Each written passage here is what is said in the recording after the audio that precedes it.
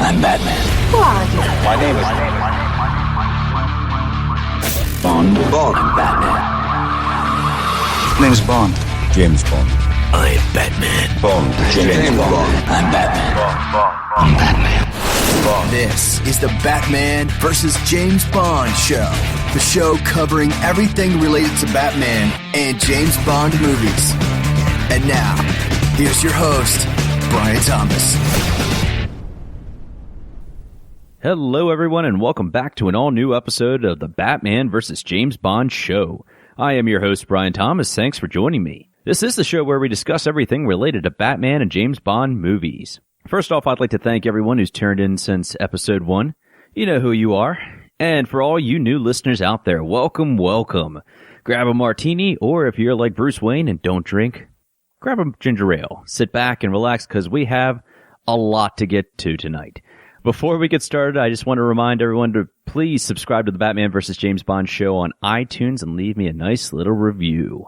Now, let's get down to business. We have a guest. I would like to say in studio, but the Batcave isn't fully finished. It's kind of like how it is at Batman Begins.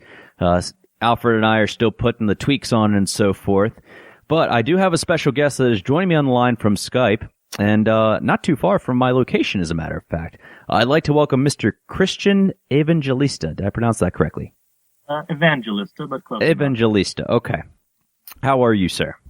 I'm doing good, yeah. That's great. It's nice to have you here. Christian, I would like to say that you're definitely, you tune in almost every week, if I'm not mistaken. Yeah, I do. And I appreciate that. It lets me know that there's somebody out there, there's a few of you out there that do tune in every week, and I can tell in my own ways. But, once again, welcome to the show. Just to get a little bit of background about you, got a few questions, and, see, you didn't even know you were going to get quizzed tonight, did you? No idea. Don't worry, it's no trivia or anything like that. This is things that you, can just say off the top of your head, and we're going to see which one you're a bigger fan of, okay? So, number one, what is your favorite Batman film? Favorite Batman film has got to be, I think it's The Dark Knight. I mean, let's toss up between that and Batman Begins. Okay. I love, both of them, but Dark Knight is such a great movie. Okay. Any reason why? I mean, is it the Joker? It's actually not the Joker. I mean, I like the Joker in that, but I also like just moral dilemmas in there and just how it's good, not just a good Batman film, but it's a good film, period. Mm-hmm. Definitely. Yeah, I think I don't know if you'll agree with this, but I'd definitely say it's more of a character study, especially when it comes to Batman Begins, because we never had that background on Batman. It's just we've always been thrown into, here's Batman, this is what he's fighting for, and, we know his parents died. They were killed either by Jack Napier or whoever. But this one gives it a different, kind of more realistic approach, and I really like that. But of course, the Joker, he's still probably one of the things that make The Dark Knight my favorite, but teaches him. Anyway. All right. What is your favorite James Bond film? And if you want to go by actor, that's cool. If you want to go just overall favorite James Bond film, what do you got? All right. I'll preface, I can do both of those. So overall, it's a three-way tie for me. Wow. All right. It's a toss-up between Casino Royale, Russia with Love, and On Her Majesty's Secret Service. Okay. Why, and why? All of them are a lot more down to earth. Like, I like the ones where they're down to earth. I mean, for your favorite Bond film, sometimes it depends on your mood. Yeah. But those are all really down to earth. They're really more realistic, especially for Sean Connery, he's got, kind of crazy towards the end, but that's just like one of the most down to earth. And I always like when they get for Casino Royale and On Her Majesty's Secret Service. I always liked when they get into his actual head and, into him developing, relationships with people, actual relationships, and not just, a roll in the hay. Mm-hmm.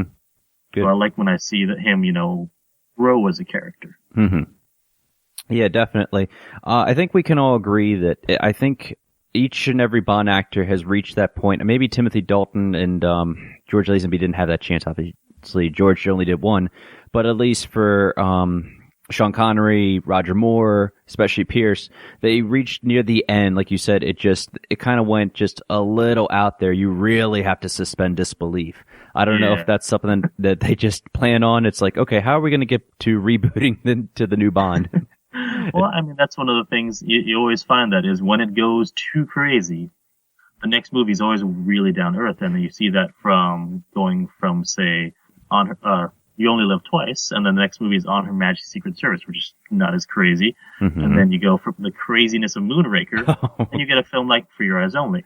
It was fun craziness, though, at the same time. Yeah. I mean, like I said, on the mood, if you're in for something where it's like, all right, this is going to be ridiculous, I love to pop in something like Moonraker or even You Only Live Twice, because it's fun to watch. Mm-hmm. Definitely, and especially Die Another Day. Some people aren't a fan of those. To Casino Royale, which is like, wow, this is still... So huge. Yeah. And you have two of the same screenwriters, but I mean, then you add in the guy who did Crash. His name's boggling my mind right now, but still, it's just amazing. Just the transformation or just the different type of movie that it is. I always like that.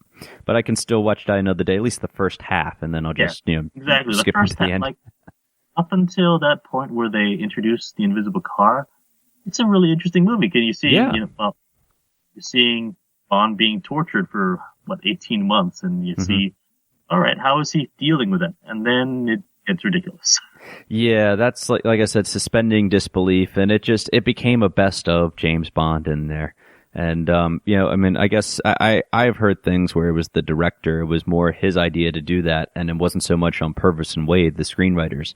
So I believe that. Yeah. Yeah. I mean, after seeing like how they've written Casino Royale, Skyfall, and even Spectre, you can see that, they know that they're up on their Bond history and they know how to write a good movie, especially with some help, but it all depends still on the direction the director wants to go into.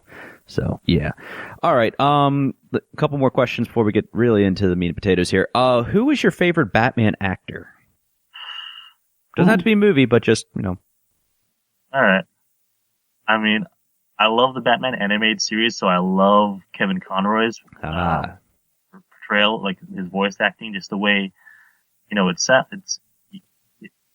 the way he does it is, it still sounds like the same person, but it's that edge in his voice when he's Batman as opposed to James Bond, as opposed to Bruce Wayne. Right.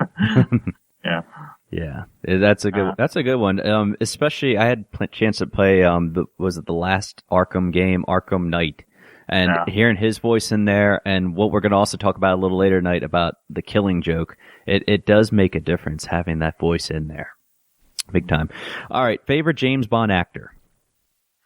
Ooh, it's a toss-up between for me, Sean Connery, because he's the classic, he's the original, and without him, you wouldn't have had the series. Right. But I really like what Daniel Craig's done with the role, and sort of get more into his head of where where Bond is at, and also just as showing him as a real person.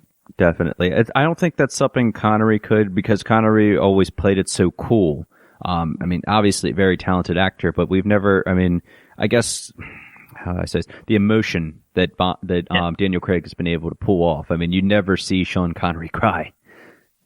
I mean, the closest it's interesting. If you watch Dr. No, that's really one of the only. Well, yeah, it's one of the only films where at the end he looks like he's actually worried about how he's going to get out of that. Out of that situation. But and then as he goes on, it becomes more. As what's her name? Joe St. John put it, is Superman giving you any trouble? Yeah, exactly. Definitely. Last question here. Who do you think would win in a fight between Batman versus James Bond? Can be any Bond, it can be any Batman.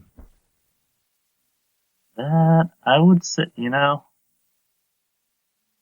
Everybody's got the gadgets, Everyone say they both got the gadgets. They both got the fighting ability. They got the cars. I'll let you think about that one. I'd say Bond may have the edge in that he's willing to kill. Okay. That's like one of the key differences between them. I like that. But I mean, they're both going to fight dirty. It's going to be a long, drawn-out battle, but I think in the end, Bond might take it. All right. Very good. Yeah, that's always a question online. I know they've talked about on YouTube before and stuff like that, and like I said, I'm going to address this in November instead, so we're not getting in. I can get everybody's mind off the political perspective. There's going to be a this little hint debate from James Bond versus Batman, and we're going to do some nominations in there too. But All right. and we'll save that for another time. Anyway, all right, I want to kick things off here. And I, of course, want you to share your opinion on this, too. A little movie came out this week, and you sound like you're a DC fanboy, but I think at the same time, you probably like the what we say, competition, if you will. It's, what do they call it? Oh, yeah, Marvel, MCU, yeah. The movie Captain America Civil War came out. If you're a Batman fan out there, you're either kind of excited if you do like both studios, or if you're a Batman fan and you hate Marvel, you're probably, just pouting right about now, kind of when Superman says Martha right about now. So the thing is, I did want to talk about this, and I don't want to get into a debate about, which studio is better, because I don't believe that either studio is better. It's just a matter of, who told the better story, and, depending on which movie, and to each his own, is what I always like to say. It ended up being, though, that Captain America Civil War, it didn't get off to the start. It didn't make as much money, I guess, if you will. They projected about $200 million opening this weekend, but it fell short. It only did in about $181.8 million, which is not any slouch by any stretch of the means. But it still did end up beating Zack Snyder's Batman vs. Superman. So what do you think about that? Do you think that when they released this movie Thursday/Friday, everybody was saying, oh, well, Civil War didn't open up as big as Batman versus Superman and so forth, so that must mean something. Does it, though? What is your take on this? For me, I think it might just be part of the public's, shall we say, I don't know, fatigue about superhero movies, especially given that just, less than, a little over, or around a month ago, we had a movie with a very similar premise of, hey, these two big icons fighting. Mm-hmm. Now, I did watch Civil War. I'm, in addition to being a big Batman fan, I'm also a big Captain America fan. Okay. Good. And I was there. I was dressed up as Captain America. Nice. Friday night, and I enjoyed it. And for me, not to get into the whole big debate of, which one is better, but it felt more meaningful to me just because we had those characters built up over, a lot of movies, as opposed to being introduced to these characters immediately and then having them fight. Agreed. Yeah, they've had, well, let's think about how long since Iron Man's been out, since been 2008, and at that time, Christopher Nolan's The Dark Knight was out, so, and we're just getting a new Batman, and I did want to ask you what your thoughts were on Batman v Superman, just as like a quick roundup review of, what was your take on it, what'd you like, what didn't you like, and how you would rate it. I did see it twice because I wanted to make sure I really knew how I felt about it, and I enjoyed it more the second time, but it was an enjoyable movie, but it wasn't a great movie. Right. My favorite parts were, Ben Affleck nailed it as Batman. I was just a little hesitant on the whole fact of him possibly, killing a bunch of people, but, I can accept that in my mind as, especially if his Robin is dead and he's sort of gone off the rails, but this is sort of his path back to redemption of, being a true hero. I'm okay with it. And I loved Wonder Woman in it. Superman, I think they just needed to turn down the moodiness on him, like by at least, several degrees. Because, he's supposed to be this beacon of hope, and he just is brooding all the time. That's Batman's job. Yeah, it seems like, why I've said this before, like on my review, just that, it felt like there were at least 3 or 4 different movies crammed in here, and they could have separated it. And less attention was shown to Superman, clearly. And it was just like Superman, is supposed to be like the sign of hope, but at the same time now he's questioning his judgment, and at the same time he's trying to figure out about Batman, what's going on there. And then all of a sudden he runs off, and then it's just like, what? So. Yeah, so I saw Captain America also, and it's hard not to compare the two, but they really are different. Like you said, if DC had the chance to like, have more movies under their belt, then, maybe it's fair to do a comparison. The bottom line, though, is that there really is no comparison in DC and Marvel. You're never going to see that amount of humor. It's just a different kind of a feel for any Marvel movie. And no matter how many times they try to go dark, it's not the same kind of a dark that obviously a Batman v Superman or even the Dark Knight would go. And that's okay. That's why it's kind of like competition, but it doesn't have to be like, oh, well, DC sucks. Oh, well, Marvel sucks. It doesn't have to be like that. And unfortunately, there's a lot of fans that are out there that just feel that way. But I want to come back to what you said about superhero fatigue. So now we've had 3 superhero movies out there. We still have Suicide Squad and an X-Men movie to come. And I'm going to be curious to see how, because Suicide Squad's technically Batman, well, it is Batman related because he's going to at least make more than a cameo in there. It's going to be interesting to see how the public is going to react. Are they going to be more excited because this is a different kind of superhero or movie? I don't know yet. So we will see. Honestly, I think, like, for me, I am super pumped for Suicide Squad just because I'm just put it out there. I'm not a fan of Zack Snyder. So getting a DC film that isn't directed by him, I'm excited for those because I want to see how a different director brings something new to the DCEU. And the fact that it's going to have Batman on there is like, the cherry on top. Oh, yeah, agreed. And, I mean, we're getting a Joker. We're getting Harley Quinn. Margot Robbie's Harley Quinn, no less. And we're getting all these villains, and it's just a different kind of a feel. And you can already see it in the trailers that this Zack Snyder has nothing to do with this. So, I mean, I liked what he did with Man of Steel. I can see visually that he's great at what he does, but at telling the story, maybe not so much.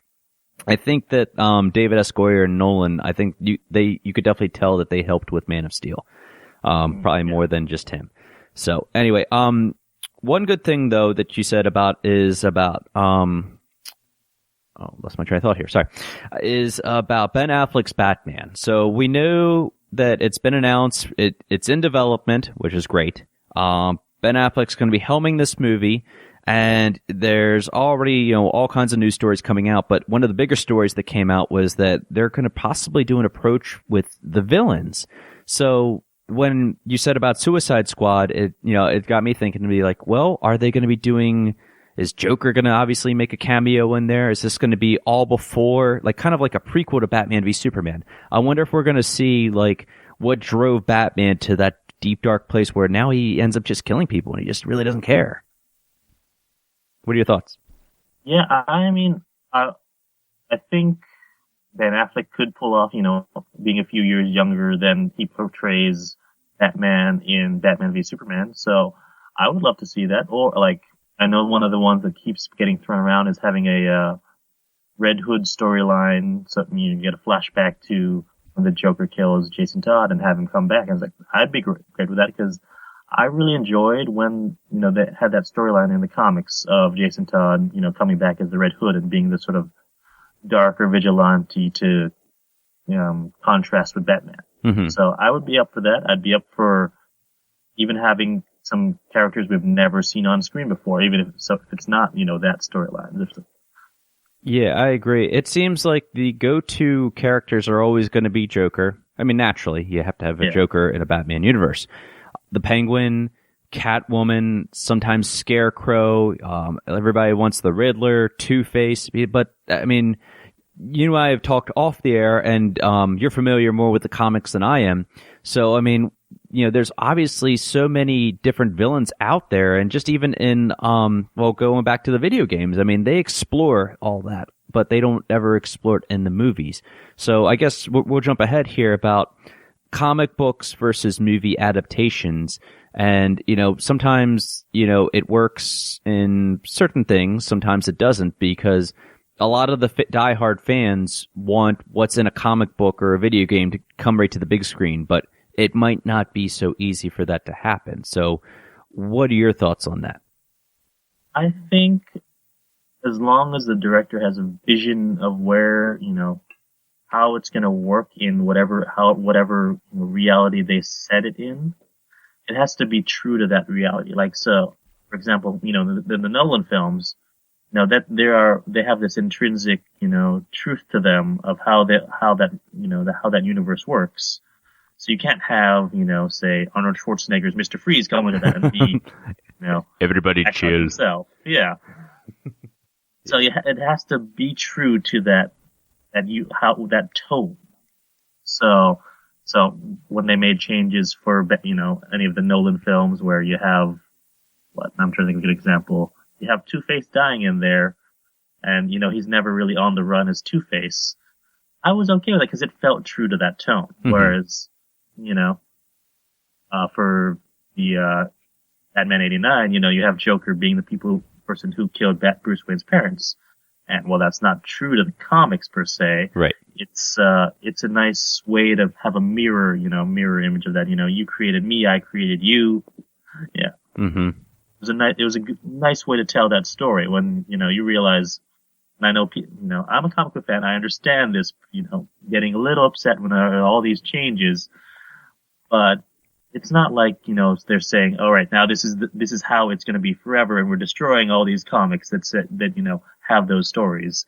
No, the comics, if you like the comics more, the comics will always be there for you. Mm-hmm. Agreed. Definitely. I think, maybe instead of just, like we said about the villains and so forth, instead of going through the same storylines, okay, hey, Batman's parents being killed, maybe it's time they go into the comics because there's so much material that, looks like it's there, and obviously, and, maybe to be more original, or, you don't have to, be, how can I phrase this?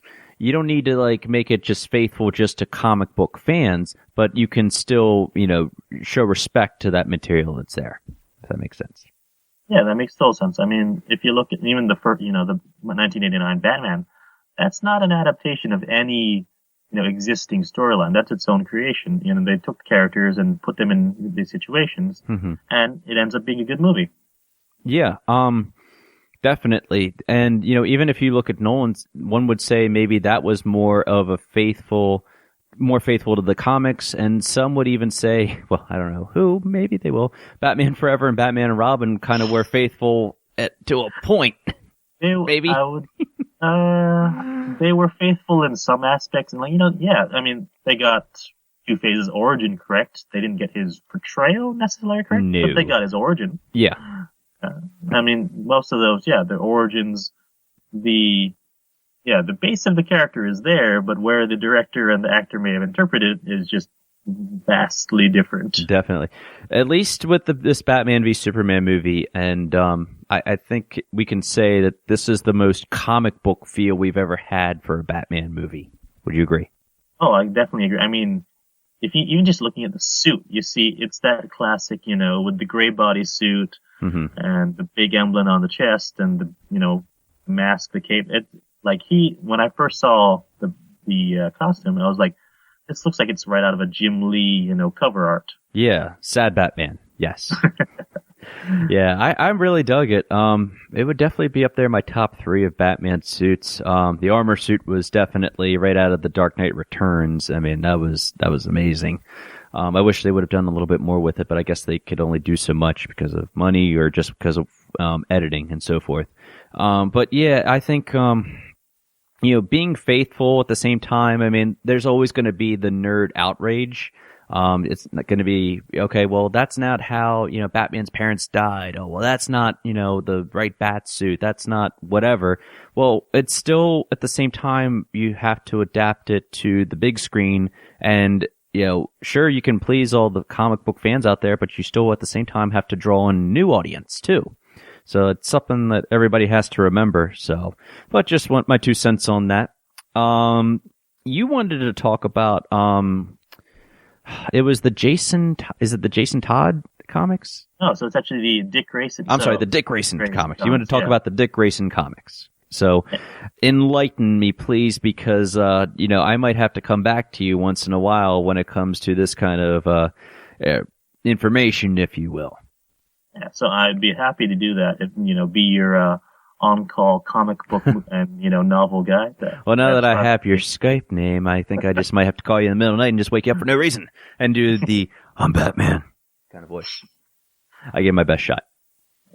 So I am a current, an active comic book reader. I have a, pull list at my local comic book store, and one of my favorite titles right now is called Grayson. Mm-hmm. Now, in one of the, I think it's like a year ago or so, they had one of their big events, and Dick Grayson's identity got revealed to the world as Nightwing. Had to do and in the aftermath of all of that, a bunch of crazy things happened, and he gets recruited to work for this spy agency called Spiral. Okay. And it's basically, he acts as a spy, but he's also acting as a mole for Batman, trying to disassemble this spy organization, because it's not the most upstanding spy organization. Is it like, it sounds like, sorry to cut you off, it sounds like Hydra meets Spectre in a way. Kinda, or weaker. Not to that effect, because they are still doing good out there, but they also have their own agenda. Like so, League of Shadows? More like the League of Shadows, I would say, but they're Okay. an active spy agency, and so you get Dick Grayson basically trying to act like James Bond. Nice. There's a whole sequence, but he's still, Dick Grayson, so he's going to be joking, he's going to be making, bad puns, which, well, really isn't that a different Bond, is it? Not really, no. It depends. I mean, yeah, every Bond has made some kind of pun, whether it, ended up working, or not. Yeah. But, yeah, so I don't remember, I think it's one of the most recent issues, and Dick Grayson being Dick Grayson, he's making fun of the fact that he is, trying to be James Bond. So over like at least 10 pages, there's him making up his own theme song to the tune of Goldfinger. Nice. I love that. And so once I read it, I was like, wait, I know the syncopation, how this is supposed to go, and it's Goldfinger. And it was just, I was laughing the whole time I read it, and it's great. And they've had lots of different references to James Bond in the comic. In this comic, there was one sequence where they had, a bunch of characters with ridiculous Bond girl names, and I can only imagine what they came up with. Just, hearing all of this and like, wait, really? Come on. I hope they got permission from Eon Productions for that, because wow. I mean, it's tongue in cheek enough that they're not going to get on the case of it. Yeah, I'm sure they wouldn't mind. Yeah. But it was, for someone who is a James Bond fan and a Batman fan, this is I'd say the comic for you. Awesome. Is it brand new, or when did it come out? It's been run. I think it's going to go up to like 20 issues. So it's going to go up to about 20 issues, and they're ending it. They have another big comic event where a bunch of stuff will happen, and Dick Grayson goes back to being Nightwing. So I think the first two trade paperback collections of this are out. It's been maybe a year or two, I'm thinking. Mm-hmm. Yeah. Okay. Definitely have to check that out. We were talking before off the air about Awesome Con. That's coming up, or at least when the Comic Cons happen, definitely want to get out there and, definitely explore comics, because that's what's keeping this industry alive right now. Definitely support even the little guys out there too. And, sometimes if you're lucky, you can get it signed. I, was at Baltimore Comic Con a couple years ago, and I somehow stumbled. One of my friends told me about it.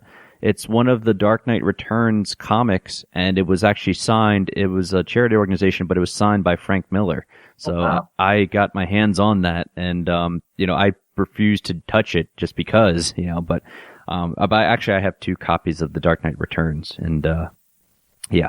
So just a little tidbit there. Very, very cool. How would you say, all right, you said references to James Bond. Any off the top of your head that you can remember? Well, there was the big, him making up his own theme song to the tune of Goldfinger. Did he drink the martinis? There's also multiple times where he puts on a tux, and, I'm trying to recall if he ever, makes a shake and not stir joke, but I'm sure he probably did at some point. But there's always these, like, throwaway references that pleases my inner James Bond fan. Yeah. Well, what's interesting now with just, not just that, like a comic book like with this though, but any kind of movies, do you find yourself watching, like if anytime you hear spy, do you automatically think James Bond?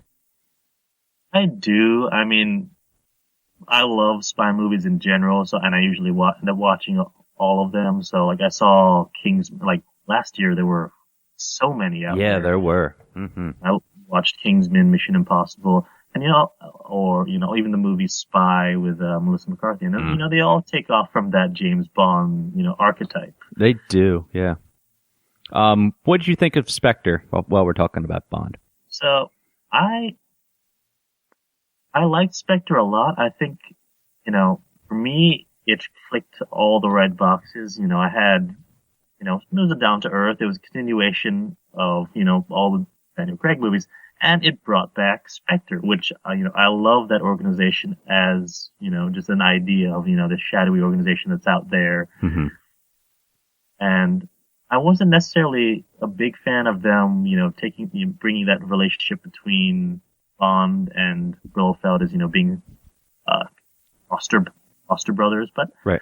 It gives them, more interesting relationship and connection, but it didn't necessarily need to be done. Right, I agree. But I enjoyed it a lot. I mean,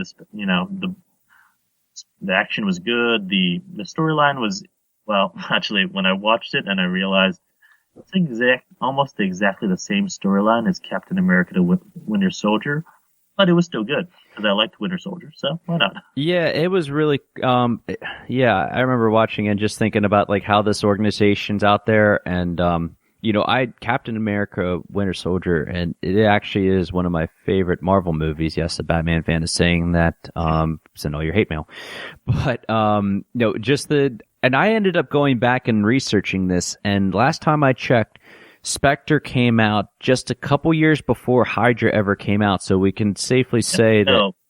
What's that? You're right. Actually, I think I read somewhere that Stan Lee wanted, an organization like Spectre to put in the comics, and thus was born Hydra. Yeah, and just everything that's, was happening in that movie, and just even down to their symbol. I'm like, wow, this is almost a Spectre rip. And, then what you said about Mission Impossible Rogue Nation, I saw that last year too, and it was the Syndicate, and it was right before, like a couple months before Spectre came out. I'm like, this is interesting. You have an organization that nobody has ever heard of. It's causing all this chaos, terrorists, whatever, and it's like, this sounds like James Bond, and I guess that's where I'm going with. It's like you can't even. I mean, Bond has they've almost been like. They start everything, if you will, I guess. Yeah, no, I mean, it is the quintessential spy film. Mm-hmm. And that's exactly what Ian Fleming said when he's like, I want to make the quintessential spy film in James Bond. And, people will say, oh, well, Bourne might be better than James Bond. Be like, okay, but James Bond's done all this before Bourne, and so you can almost say that Bourne's kind of just redoing what James Bond's done. And trust me, I'm excited about the new Jason Bourne film. I really am. I've enjoyed the trilogy, not so much the legacy. I kind of liked it, and I can see the comparisons with Bond. We can definitely see it in Quantum of Solace, and almost to a T there. But at the same time, it still had that James Bond feel. It's just that it seems that James Bond always ends up adapting to what the big thing that's going on, the big trend, if you will. So at that time, it was more Bourne. So, okay, Bond's got to be a little bit more like Bourne.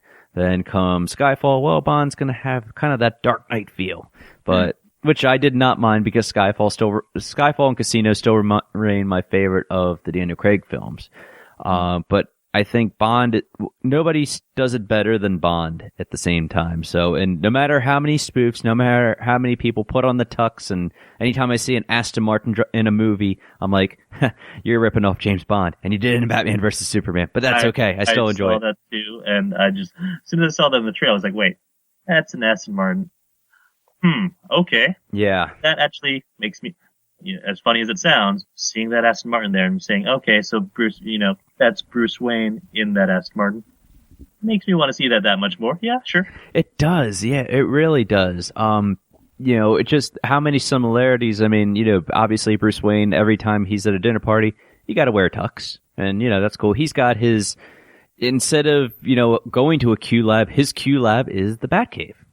So, he's got the fancy car with all the, the weaponry on it, and, there's so many different things. They're both orphans in a sense. One was killed, James Bond's parents were killed in a climbing accident. We've said Batman's parents were gunned down. But yeah, and that's why I always find it interesting. It's just like one of these days, however it happens, these two have to cross paths, and they just need to like kind of just sit in a diner and just have a really good coffee conversation, kind of like how Seinfeld does, coffee and superheroes, because that would be that would be a lot of fun. Amazing. Yeah, it would. So, funny thing you say that, because like I said, I'm going to bring this back to the comics a little bit. So. Currently there's a Batman, they call it the Batman 66 comic series, and it's basically, set in that Batman 66, the Adam West Burt Ward time period, and it's, using their likenesses. And recently they've had a crossover with the Man from U.N.C.L.E. cast in their comics. Since you had, what's his name? I can't remember the names of the characters, but, the Man from U.N.C.L.E. Ilya Kuryakin and, name. Robert Army Hammer played in the movie. Yeah, the Russian guy, right? Yeah. Oh wait, no, that was Henry Cavill. But yeah, so they've crossed over with them, and they're about to have a crossover. Like that same series is about to have a crossover with the characters from the British Avengers, Emma Peel and I can't remember his name either because I'm just losing my mind. But yeah, so they're going to have a crossover with them. So I'm like, all right, they keep crossing over with 60s spies. Yeah. Eventually, you got to come to Bond. Absolutely. And they're scratching the surface right there with it. I mean, I saw The Man from U.N.C.L.E. last year, and I'm like, this is a throwback to 60s James Bond. I mean, it might as well. I'm just waiting for him to just like do a little cameo in there, just like, good evening, everyone. James Bond here. And it. Crossovers are really interesting because they would have to be at the same studios. Now, I haven't heard anything lately about what's happening with the rights to James Bond. Last time I heard, I guess it's still going to stay with MGM/Sony. If it would, by some small chance, happen to go to Warner Brothers, imagine what the possibilities would be for that. I would love that. I mean, as a sort of a one-off film. Yeah. Just have some fun with it, because, why not? Yeah, absolutely. I mean, if you want to really make it crazy, throw in all the versions of James Bond and all the versions of Batman. There's definitely similarities in there when it comes to that. I mean, that's why I do the matchups to be like, okay, well, what happened if this character battled this character? Who do you think would win? Because and I try to make it a fair fight, and the same could happen with just on-screen Batman versus on-screen James Bond. I mean, just depending on which year it was or so forth. So yeah, that would be pretty cool. I mean, if they can do a Men in Black and 21 Jump Street crossover in the same studio, come on, let's make this happen, please. Yeah. So very cool. You were talking about before about the James Bond comics, I believe it was? Oh yeah, so there's also I was actually going to wrap that was off the air anyway, but yeah. There's actually currently there's a series of James Bond comics that just finished up their first arc, which was called, like, I don't know how you pronounce it, is that VAGR, they call it VARGR, Vager or something to that effect. But it's done by IDW. Warren Ellis, who's a pretty good comic writer, is doing the series, and so it's set in modern day, but it's still like it's Ian Fleming's classic character. It's not much more from the books than from the movies. It's interesting because they made their M black. They have their money penny be black. Their Q looks more like John Cleese than the current Q, and it's an interesting sort of mashup of all these elements. Nice. And apparently their next arc is going to have to deal with Spectre, or at least Spectre's sleeper agents. Mm-hmm. So it's pretty good. I like it so far. There's a lot of action in it. There's a lot of fun jokes in there. It's a good James Bond comic. Cool. Did it just recently come out, or? Yeah, it's within the past. I think it actually came out not too long after Spectre came out. So it was in November. Okay. Yeah. Wow, that's still pretty new. Okay, so we can find that. Maybe not the comic store, then maybe online or even at a Comic-Con, perhaps. Maybe. I think you could probably find it there, yeah. Yeah, definitely. And like I said, if you're lucky, sometimes the author happens to be there, and if you can snag a picture and a signature with him, then yeah, definitely. While we're still on the topic of comics and movies, and like I said before, I'm still trying to explore the comic books. I want to, when I was younger, I bought comic books, but I always just was more, I guess my attention span, I never sat down to read, but, I always like watching it on, TV, the movies, and I love the Batman animated series. So when I found out more about this, how they made Batman animated movies that have nothing to do with the actual feature films, I'm like, I want to go back and explore those. So luckily, there's a new one that's going to be coming out this August, and it's called Batman the Killing Joke. Now, I'm going to take a wild guess here that you might know a little bit about this comic book. And you said you saw the trailer, so what are your thoughts? Set it up here for everybody. Well, so Batman the Killing Joke it's a great comic written by Alan Moore, who's done a lot of things like, say, Watchmen. It's a dark tale about, part of it shows, Joker's, potentially one of Joker's origin stories. You never really know with him if it's the truth or not. And it also interweaves that with a story about how he, is basically trying to mentally torture Commissioner Gordon to the point where he breaks and becomes just like him. I mean, that's one of the most famous lines from that comic is, all it takes for you is one bad day to be like me. Mm. And I saw the trailer. Like I said, Kevin Conroy, one of my favorite Batman. Mm-hmm. And what Mark Hamill has done with the Joker. Oh, yeah. Amazingly creepy. So just to see both of them act out that story, it's going to be interesting. And especially since they've said it's going to be a rated R rated R animated movie. Yeah, I don't know if this is a first for a animated movie to be rated R, or at least for a Batman animated movie to be rated R. I don't think this has ever happened to my knowledge. Not to my knowledge either, so it's going to be, I don't know what, I think, because they've done a run of comic to movie adaptations recently for The Dark Knight Returns, a few of the stories with Damian Wayne, Batman's son, Robin. Mm-hmm. But none of them, they've been darker than your average, animated movie, but I don't know if they've been rated R necessarily. Was it Son of Batman? Didn't that come out about a year or two ago? I think it was. Yeah, that was rated PG-13, if not mistaken. I didn't have a chance to see it. If it happens to be on Netflix, then I really need to watch that sooner than later. Because finding the animated movies, they never appear in theaters. That's the thing. And like I said, it ends up having to be the diehard comic book fans, or that end up seeing these, and not a lot of people know about them. So maybe we'll get to the point one day where we'll see more of these in theaters. The fact that this is a rated R Batman film, what I know about this, and I don't want to spoil it, whatever, that it really pushes the envelope for a Batman movie. Oh yeah, no, it's honestly, it's not one of my favorite comics, just because I like a bit of a lighter touch sometimes. Mm-hmm. So then it gets really dark, and it's when you read it the first time, it's like, whoa, wait, what? This is happening? Yeah. But it's a terrifying look inside the Joker's psyche. So it's pretty entertaining, but also just kind of makes your skin crawl. Yeah, I'm looking forward to this because this comes out right before Suicide Squad, so It's going to be a good month for. I believe it's August 2nd. I'll have to check this again and repost it. But yeah, August 2nd, and then a week right after, less than a week, then it's Suicide Squad. So it's going to be a great month for Batman fans out there. So yeah, definitely looking forward to that.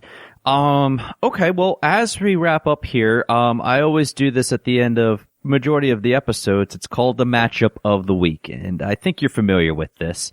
Mm-hmm. So what we do here is I take, and I've said this before, two different characters from the Batman James Bond movie universes, and the audience decides, And if not, then I end up just picking one, whoever I think it's going to be.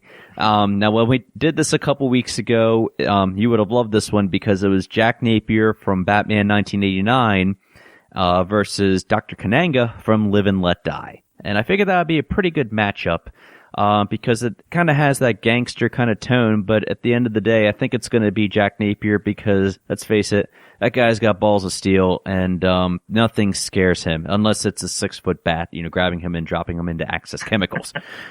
So this week's matchup, it's going to be, some will say it's easy, but I don't think it's going to be such an easy one. It's an obvious choice, if you will, but Christian Bale's Batman Begins, okay? This is Batman from Batman Begins, all right? All right. Versus Daniel Craig's James Bond from Casino Royale. Now, you saw what I did there because they're both origins, and they're not quite where they are, so what do you think about this? Ooh, that is tough. I mean, I know one of my female friends around that time period, because those came out not, a year apart from each other? Yeah, Batman Begins was 2005, and Daniel Craig's Casino Royale was 2006. 2006, yeah. So I remember, I know both, like, my female friends who I went to see with the movie always were ogling the bodies of both Craig and of Christian Bale. So it was always... Who can blame them, though? I mean, come on. When you come out of the ocean in those little white trunks, it's just like, okay, I can see where they're coming from there. And when you can do push-ups when you're just getting out of bed and just kind of fall to the floor, okay, I hear what they're saying. Yeah, so they were both ripped. They were both definitely had. Well, actually, now that I think about it, I think Casino Royale had better action scenes than Batman Begins, just because at that time. Nolan was trying to do his sort of shaky cam to show you the perspective of the criminal as Batman's coming after you. Mm-hmm. But you could tell that they obviously both could fight very well. Yeah, I mean, Craig didn't have to learn how to fight in that movie. I mean, yeah, he wasn't as kind of clean cut, one punch, kind of like a Sean Connery, where okay, you're dead. Or you're just on the ground. Here, it's just like he had to fight some really tough henchmen. And the airport scene alone was just proof that, he can't just, hit a guy and then he's going to drop to the ground. It's just this guy's going to put up a fight. And you're going to have to stop a tanker truck that's about to go into an airplane. And, and you're going to get arrested by the cops. But you still win. But he had that kind of fighting. I don't know what that fighting style was called, but it was an interesting fighting style. And especially shown in the African Rundown segment there. Whereas you have Bruce Wayne, who, I mean, he was in shape. He's not a big, bulky guy because Danny Boy obviously was juicing, or I don't know what kind of workout regimen he was on. He had his muscle milk for that film.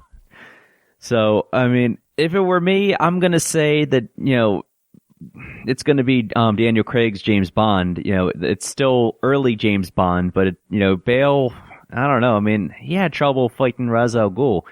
I think Daniel Craig could take down Ra's al Ghul a whole lot easier. Well, I think, I don't know. I mean, if I remember correctly, in Batman Begins, he's like, you know how to fight. So when he gets to Ra's al Ghul's, what's that facility? Yeah. He already knows how to fight something. He's like, tiger, panther, jujitsu. Yes. This is not dance. So he knows how to fight 6 men, but Ra's, Ra's al Ghul teaches him how to fight 600 men. That's true. So, but then again, you're right, Craig.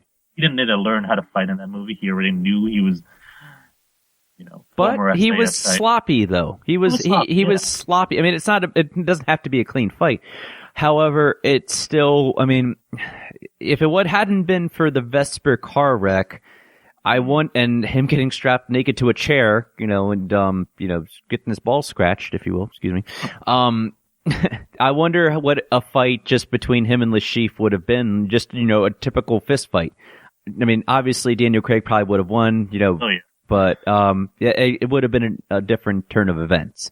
So, yeah, I'm going to stick with Daniel Craig, but I do like what you said about Bale. Bale could possibly disappear. And, I don't know. I mean, he might use some of that, not smoke grenade, but just that little, dust that makes it just sparkle and he can just go away, whatever. He does have the power to disappear, very carefully. So, and very like. I think I think it would be a tough battle. I might have to agree with you on Daniel Craig though. Mm-hmm. Doesn't mean I don't like Bale any more than Daniel Craig, because that if that ends up being a debate one time, then that's I'm gonna have to call it a draw. It really is. But yep, so we'll save that for next week on who wins. I'll post that on the Twitter, and we'll let the audience decide on that. So that about wraps it up for this episode of the Batman vs. James Bond show. Please subscribe on iTunes and or Spreaker. Make sure you rate this show and leave a comment. Follow me on Twitter at Batman vs. Bond, and like me on the Batman vs. James Bond Facebook page. Christian, buddy, it was great to have you on the show. I hope you had a good time. Thanks for having me on, and just want to say to all the mothers out there, Happy Mother's Day. And definitely. And if your name is Martha, I'm so sorry that people have been saying, "Why did you say that name?" What was your mom's name again? Martha. I don't want to talk to you. Yeah. And if you're like Christian, if you are interested in being a guest on the show, please direct message me, and we can set something up. I'd love to have you on. So, like James Bond, I will return next week with a brand new show. Thank you for listening, and until next time, peace out.